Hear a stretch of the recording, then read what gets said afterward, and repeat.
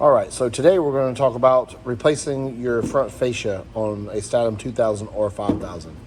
Same process with both units. First thing you want to do is remove your top cover from the unit. Once you get your top cover removed, we're going to flip it over there. I usually put a little towel or something down underneath it so that way you don't scrape up your new fascia or your top cover during the process. So for the Statim 5000, you're going to have 7 screws located around the fascia to the top cover. There'll be 7 screws on the 5000. The 2000 will have 5 screws. 1, 2, 3, 4, 5. And then the process after that, we're simply just removing the screws. Once you get the 7 screws out, you'll be able to remove the fascia from the top cover.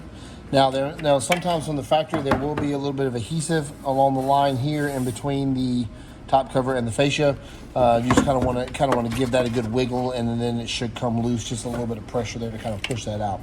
Now once that's done, you take your new fascia, line it up. There are a couple tabs here on the corners that will help line up your fascia, and then you're going to repeat the process in reverse there, and just literally just enter in all 7 of your screws around the fascia to hold it tight.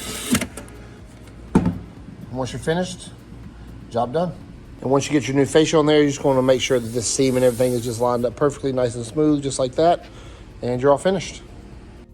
If you have any questions about Statim 2000 and 5000 maintenance, or anything else, give us a call at 704-966-1650, option 3, and we'll help you with whatever you need. And please don't forget to like and subscribe.